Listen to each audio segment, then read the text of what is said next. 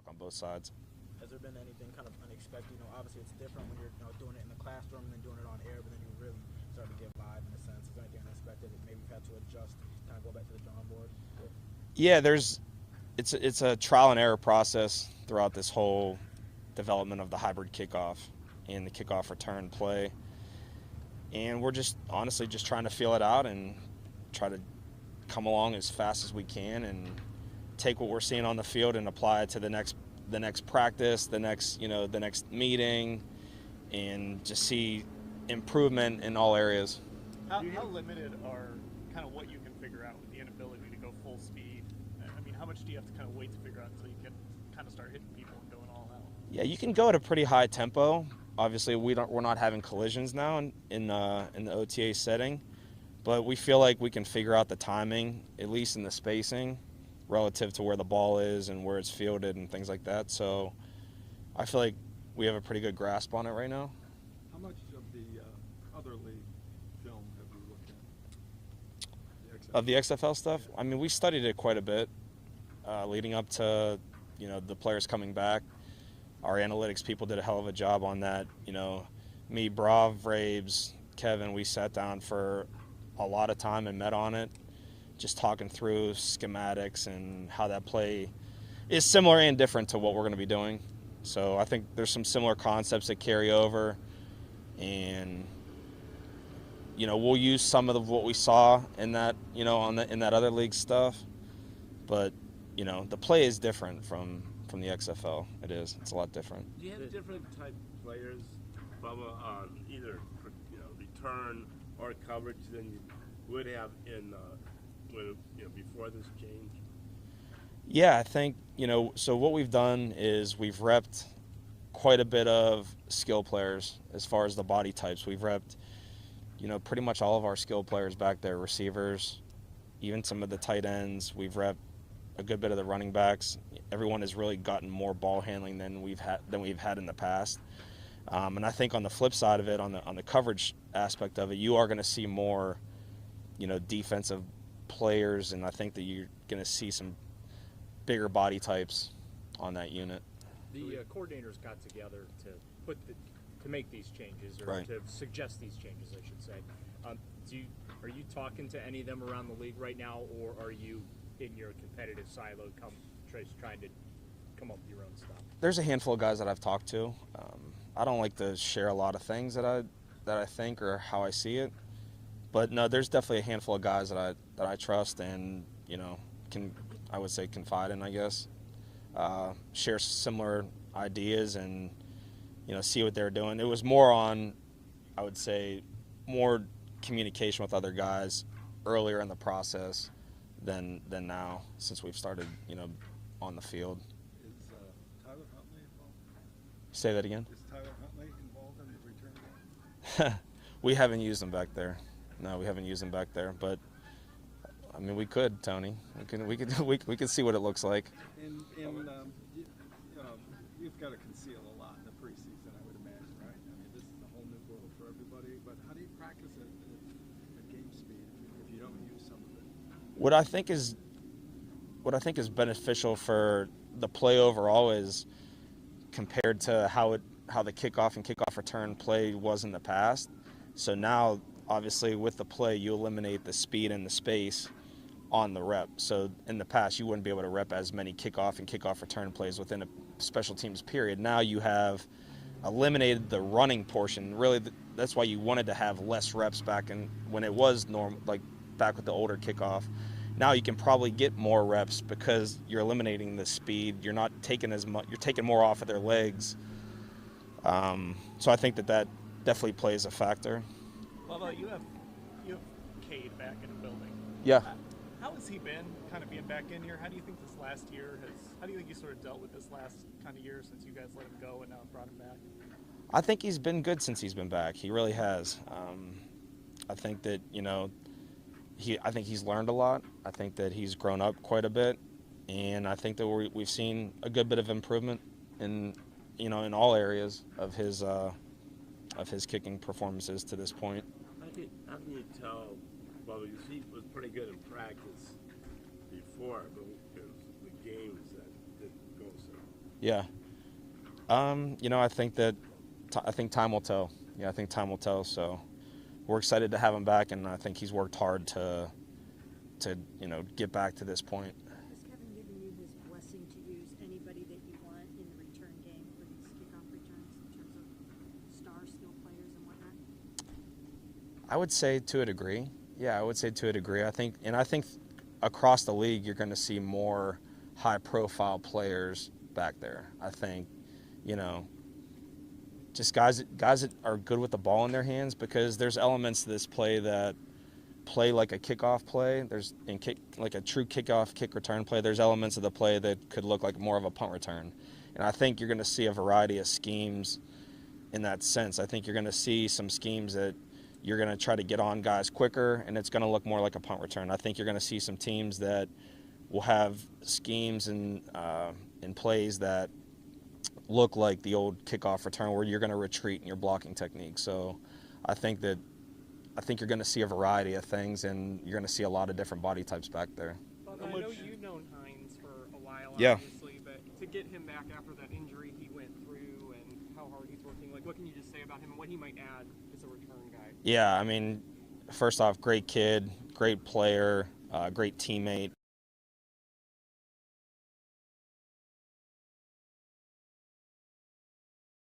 Not the young players with the return stuff right now. He has not been on the field yet, but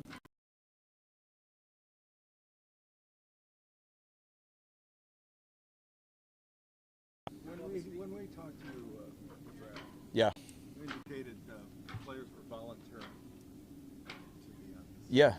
Why are they so anxious to do that? Well, I think you're going to see some more defensive players,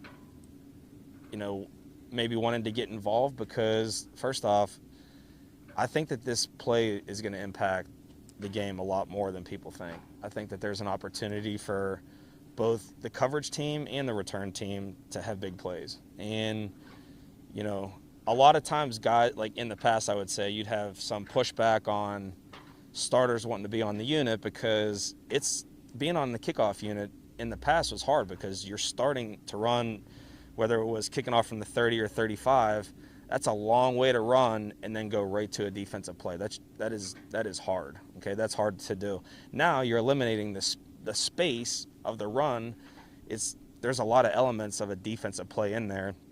It's opportunities to get another tackle. It's an opportunity to make another play, to get another turnover. And then on the flip side of that, obviously, it's another chance to make a play like an offensive play. So. But you mentioned Naheem and just how he hasn't been out there yet, but you're excited to have him out there. He mentioned last week that just from how he's kind of studied the play, Yeah. he feels that a player like him, who's a running back by nature, has kind of an advantage on just because of how that neutral zone sort of sets up, looks more like a play. Do you see some truth into that as well? Yeah, I think so. I think, I think obviously it's great to have a guy back there that has good vision and obviously a good run skill set. He has both of those. He's an explosive player that's had a lot of production in his past.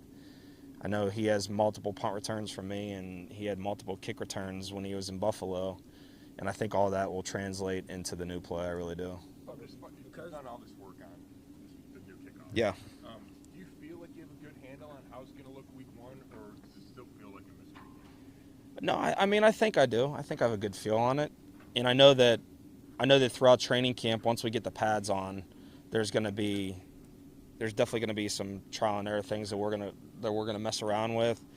I know, like, and Tony, to your point, like the preseason, you're not going to want to show too much, but you're still going to have to see things. And I think you're going to see more than you think in the preseason. I do. And I think for us, being able to have the joint practice against Minnesota will be really helpful for us.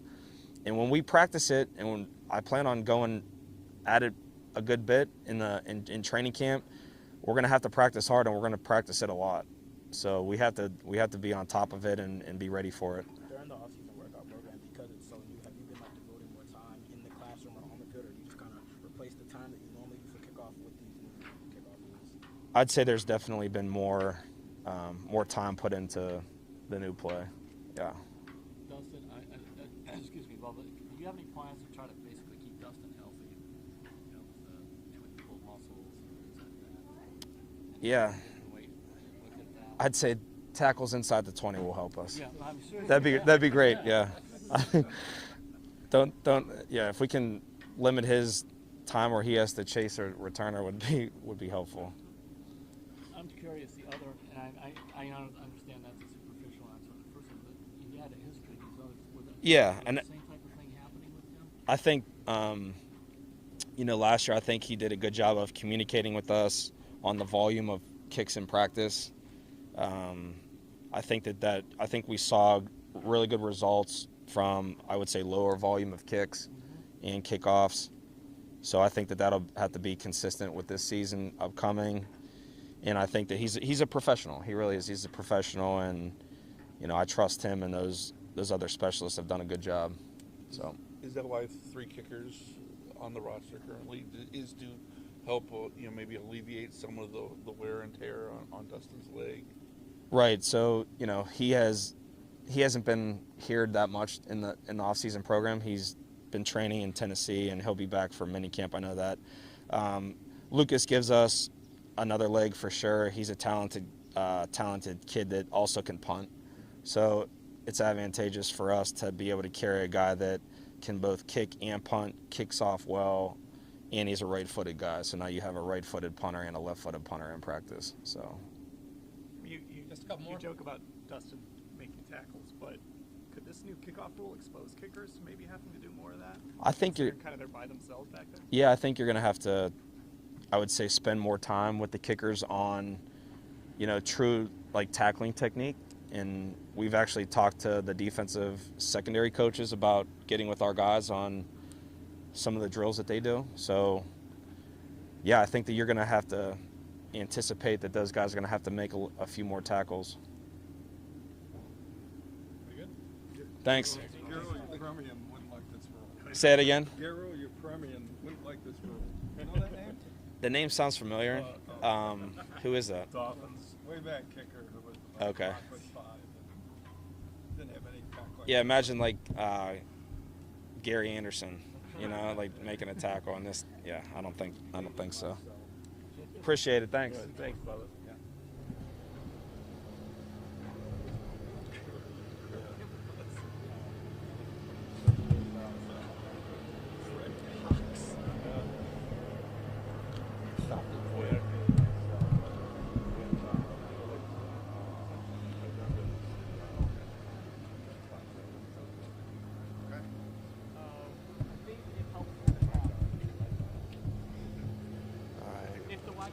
Sorry, guys, I got to do it.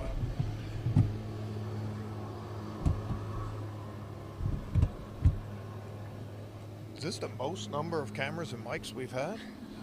My goodness. How you guys doing? Haven't seen you for a while. Okay. All right, that's it. How much have you noticed a carryover from the? I mean, you have a lot of guys back on that, on your side of the ball. How much have you noticed? Maybe an ease coming into picking things up and being able to maybe a faster start to the off-season program. Yeah, I mean we're obviously in a different spot because we have a year in the system. So I think what that affords us is the ability to work on more change-ups. Like we're a fastball team, right? We do what we do. We try to do it really well.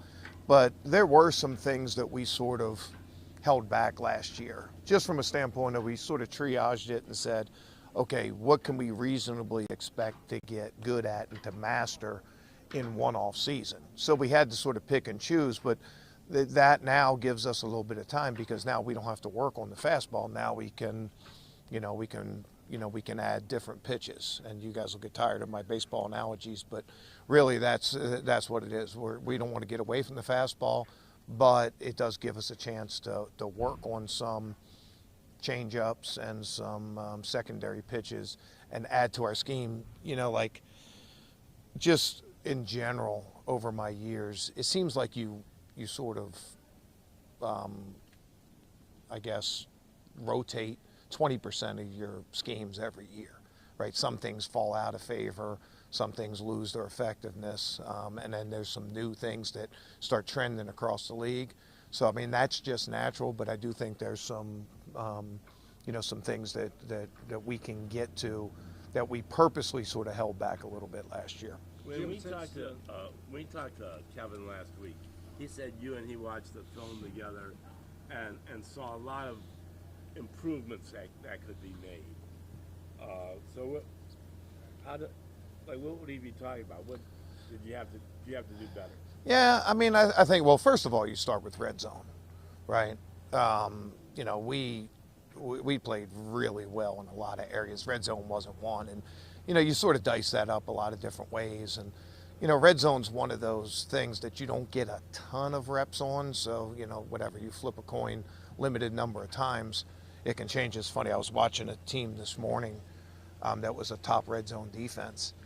And I'm watching, and one game, the opponent finished by taking a knee in the red zone. That's a red zone win for the defense on the stats, There was another that they busted a coverage, a receiver was wide open, dropped the pass, red zone win. Defense really didn't do anything to deserve that. There was another one where they kicked a field goal at the end of the game to win the game. Well, that's a red zone win for the defense on the stats. So you got to be careful a little bit about that. But that being said, we weren't good enough in the red zone. We had too many mistakes there, and that's certainly an area that we can improve on. But we're a defense. We tend to. You guys hear me. I don't talk a lot about our position, our defensive rankings or things like that, because we sort of judge ourselves against ourselves. Right, and just because whatever we were number 1 in an area or number 5 in an area, it's all about us and our improvement as opposed to what the rest of the league is doing. So coming off of a pretty good year of defense, when you look at the film, there was a lot of room for improvement, not just in red zone, but in a lot of different areas. So, that's sort of the challenge. We can't get complacent. We can't think that last year is going to mean anything. Right now, last year means nothing. Everybody's right down to the bottom of the hill again, and you got to climb it again. I think we're in a little bit like the first question, we're in a little different spot just because we have some experience in the defense, but we can't think that we can't act as if anything's going to carry over from last year. We have to stay hungry that way. Go ahead, Tom. Since January, the company line has been, it was a bad day to have a bad day in Houston. Can you add any more insight as you reflect? We looked at it a lot, and obviously we're a high-risk defense, right? We're not a bend-but-don't-break team. We put a big emphasis on making plays and being aggressive. And my biggest takeaway from that was we chased plays in that game, right? Instead of letting the plays come to us and making the plays that were there. And I thought for the most part of last year, we did a really good job of that, And in that game, we missed an interception fairly early in the game. And it just seemed like we were pressing and guys played a little bit out of character instead of just doing their job with physical toughness and effort and some personality. All of a sudden, we played a little bit out of character and we started pressing. And hopefully that's a great learning experience for us the next time we're in that situation.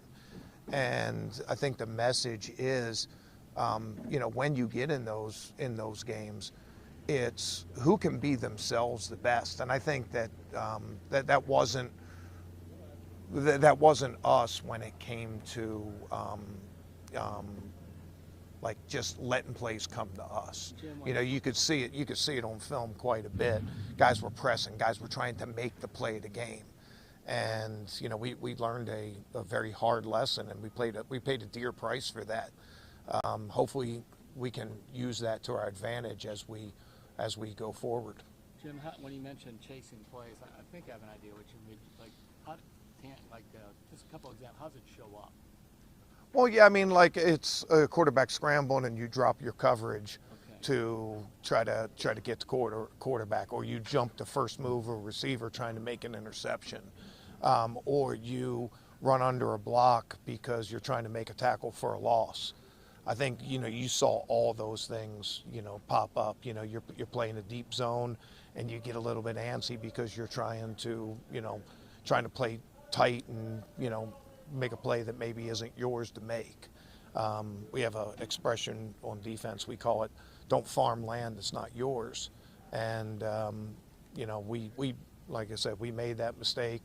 We paid a very dear price for that, and we can't do anything about it now. But hopefully, we can learn from it, and the next time we're in that situation, we can play better as a result. Do you think a lot of that was just you had a lot of guys who don't have a ton of playoff experience? I mean, obviously you have some vets who do, but it's their first time or one of their first times in those stakes that you're more prone to kind of want to go big or go home in those ways? Yeah, no excuse for it. I don't want to put it on that. I think the intention by the players was good. And I don't just put it on players. There were a couple times in there that even as a play caller, I started pressing, right? The game started getting away from us a little bit, and I started pressing. It's like, oh, let me dial this up, see if it, and a lot of times it just makes things worse. So, there are a lot of that happen, but I wouldn't consider it, I wouldn't let us off the hook by just saying, it was guys not having experience. We had a lot of experience playing big games. That one we didn't play the way we should have. Jim, you're the home road thing at all. Around, and how do you think he might be able to help you, just in terms of the defensive side of the ball? Yeah, I mean, I've been very vocal about the respect I have for Braves and the relationship that we have, and I think it's awesome to have different sounding boards, having guys with experience in different things. I know he's been a big help to Kevin. Kevin's been pretty vocal about that, and have you guys talked to Bubba yet? Yeah, I'm sure Bubba's said the same thing. Anytime you can add experienced guys that have Coach of the Year trophies, I think that's a good thing for us. In addition to McLeod, you now have Jordan Hicks, who played for you with Philly, and he's in a pretty pivotal role, probably be the quarterback of the defense in the middle. How comforting is that to you, and how will that manifest? Yeah, do have some experience with Jordan. I have a lot of respect for Jordan. He's had a lot of success in the NFL in a lot of different schemes.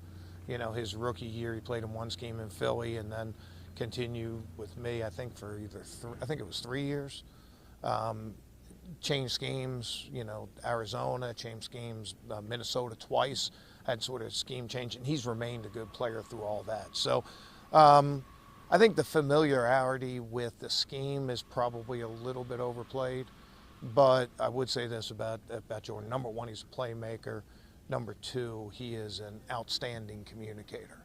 And we lost a lot of communication and leadership with losing Sione and losing Awalk. So it's going to fall to Jordan to pick some of that up, and he's got a great track record of doing those kind of things.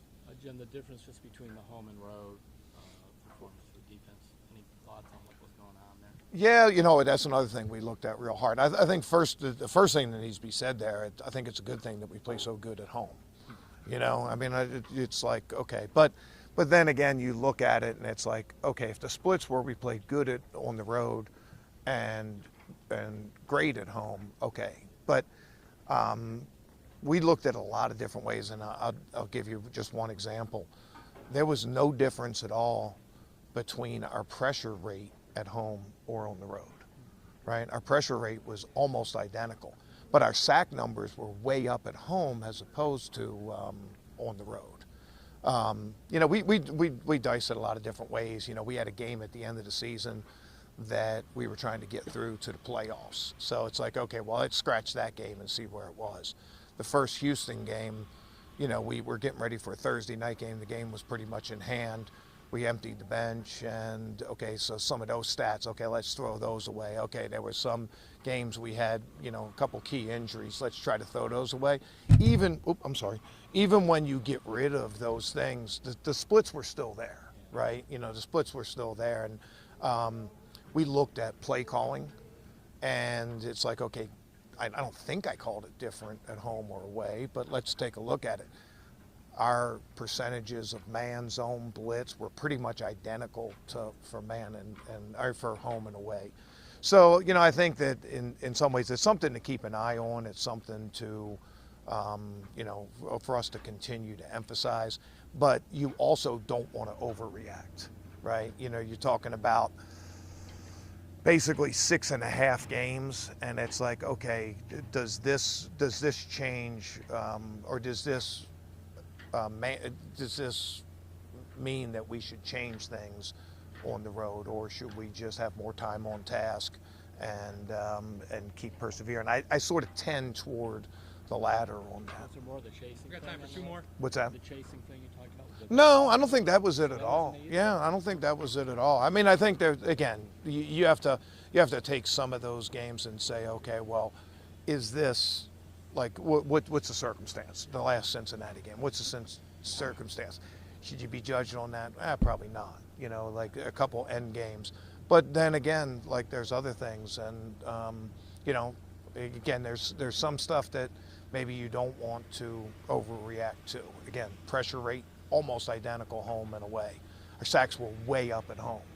Is that just you know, sort of the way the ball bounces, or is there more to it? I probably think that's just a little bit more on the way the ball bounces, but we need to continue to play well at home. We're a good home team, and we need to pick our game up a little bit on the road. And you know, we're an energy defense too, right? I think if you watch our film, you see guys play with a lot of energy and you know, camaraderie and those kind of things. That's easy to do at home. We have a great crowd for that, and that's easy for our guys to accomplish. You sort of bring your own juice on the road a lot of times, and I think we can do that. In fact, you played better quarterbacks on the road last year? We looked at that too, and we looked at quarterback rating. I mean, slightly better, and like again, like we had sometimes we had a few more injuries on the road. I don't think any of it excuses it, or any of it explains it all away. It would be one thing to say, okay, well, we just had you know, some really tough offenses on the road. Well, that's true, but you have tough offenses at home too. You know, I think we're obviously still a work in progress there.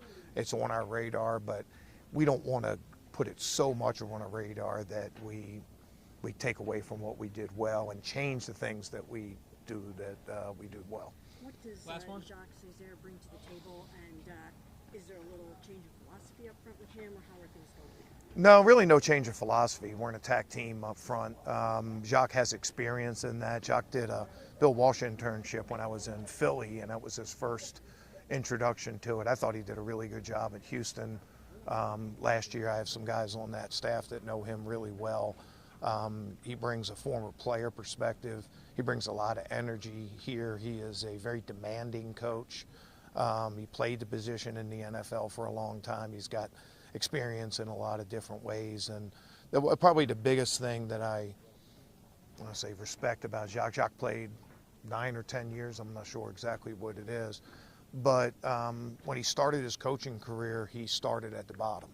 And there's a lot of guys that play long in the NFL that would like to get into coaching, but they feel like they should like start at the top. And Jacques started at small school. He started with internships, worked his way up from an assistant D-line coach to a D-line coach. And I think that journey says a lot about him, that he was willing to be a beginner again. He was willing to start at the bottom. And I think our players will. I respect that, and I know our players will too. I'm really excited about adding Jacques. I think that's going to be a big addition for us on defense. All right. Okay, guys. Yep. You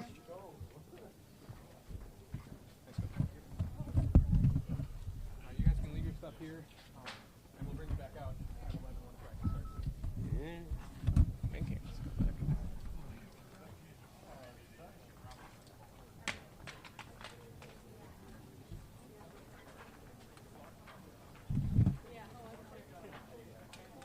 Scotty, how are you?